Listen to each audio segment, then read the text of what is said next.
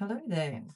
I'm just here to do a quick tutorial on how to edit the 2025 New Era Begins calendar.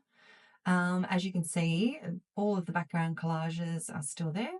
I've just left a space for you to put in your photograph of yourself or your favorite artist or whoever you would like to do. This is your own personal calendar.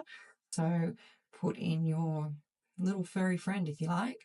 So anyway, some of these images are frames which are on top, and others the frame is included with the photo image. So I'm just going to show you how you can actually edit and drop your little bits and pieces and your photos into this calendar. So first we're going to start with this one here. This is one that's got a frame around it. So if you go to position and select backwards, and then backwards again, you'll see that this will come up. Now I do have a couple of little individual little daisies actually just around the edges here because there were a couple of gaps in the frames and I just wanted to make it look like there was more daisies around there. So you don't really need to worry about that. The main thing is that we just need this frame here to be mostly on top so we can upload an image into it. So what you need to do is you go to upload files. As you can see, I've already uploaded some images in here. So when you go to upload files, you can select them off your desktop and they will pop up in this folder here, which is your uploads. So I'm going to start with this one here of this little girl. When you've popped it in like that, you double click on it and you can move it around. You can adjust it by grabbing it and positioning it wherever you think looks the best. So once you've done that, you click on position again and select backwards and backwards again. And that takes it all the way behind this image, which is not what we want to do. So bring it forward. You can always just bring it forward again, but that makes sure it's behind all of those daisies, even the little extra ones that I popped around the edge there. So once you've done that, you can come down here. Now, as you can see, I put some little things in here like New Year's Day. You don't have to have those in there. You can actually get rid of them. So if you click on it, you just press the delete button. I'm just going to go up there and undo it. If you've got somebody's birthday or an anniversary or something in January, you can go to duplicate and you can actually just move it to wherever you like. I like to keep it towards the top. I've been measuring it so they all measure together. I basically put it at the very top there and then I click on it.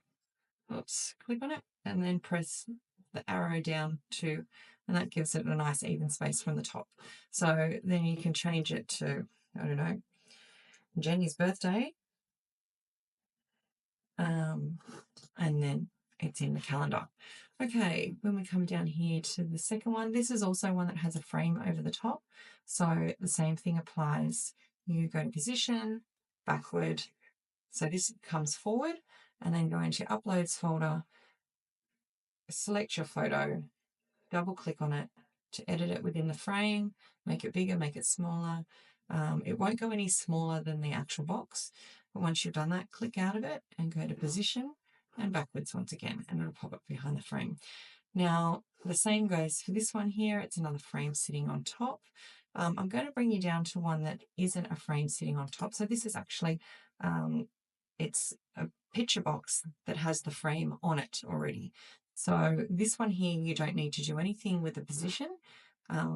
Basically, if you're not sure, just click on it and go to position backwards. If it disappears, then basically it's one that already has the frame on it. So you don't need to. You can just bring it forward again, go to uploads, grab your photo, double click, adjust the sizing of it and move it around, and then click out of it.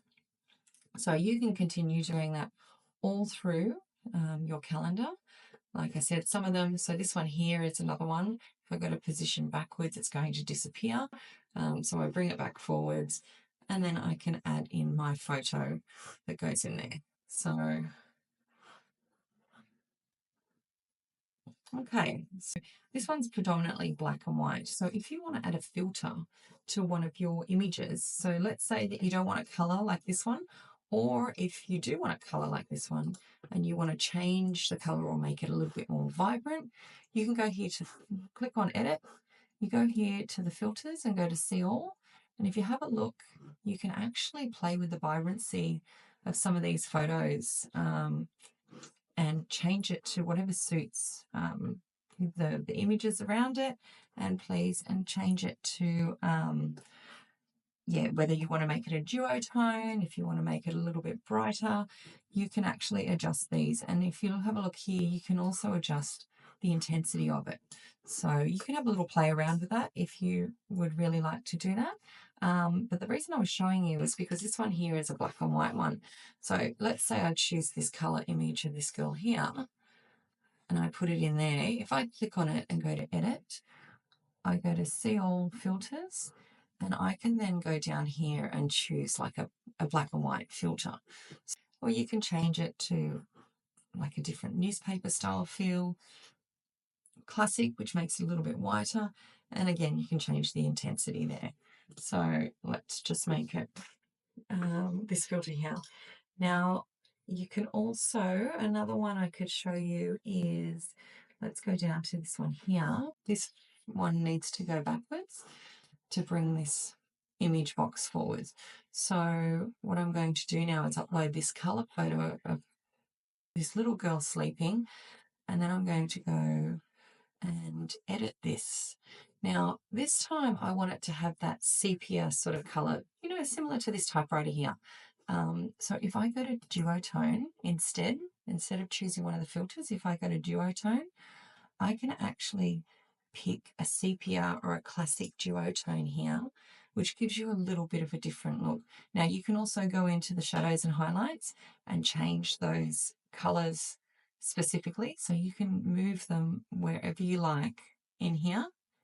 And same with the highlights, you can go, change the colors here, or you can just pick up one of theirs. For this case, I'm just going to pick up sepia, and then I'm going to go to position and select backwards again. So that gives you a few ideas. You might want to change some of the way that your photos look, especially if they're a bright, colourful one and you want something a little bit more subdued. Just go up here to this edit, and that will give you a lot of different options. But play around with your filters here when you go to see all. And then also you can play around with these duotones. There's so many different ones. Some of them are fun to use. You can adjust them however you feel by just clicking on these little color circles here. Okay, to print the file, if you want to print through Canva, you click on this bit here.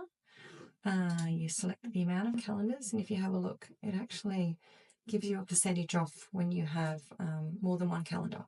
So if you need 2 or 3, then for Christmas gifts or anything like that, then you can order more than one down here. If you go to continue, it has a lot of basically automatic fixes and things like that here. Please leave these. I've printed this out, and everything in here, it actually prints clearly. It will only be if you click down on this and you see maybe an image that you have included. So it's always good to check. But this one here is actually not a low resolution image. I have checked this in Photoshop and things like that, and I have printed it out in a calendar as a sample, and the images in this file are actually really good quality. So I definitely haven't used low resolution images. So I'm not sure why it's giving me those, but it actually will print really nicely for you. If it doesn't, please contact me, because there has to be an issue. So download a PDF, do your final checks, make sure everything looks fine, and then you can add to cart. If you are, you can preview the files here actually. If you go through, you can actually preview how it looks when it will be up on your wall. Close that. Or if you want to send it to your local printer, Officeworks, Office Depot, any of those, then you go to share up the top here, download, you must choose PDF print. Do not choose PDF standard, because then the quality will be really bad. So you need to make sure that you choose PDF print.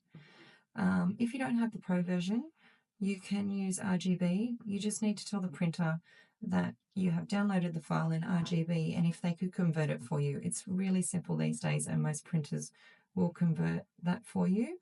You need to include your crop marks and bleed.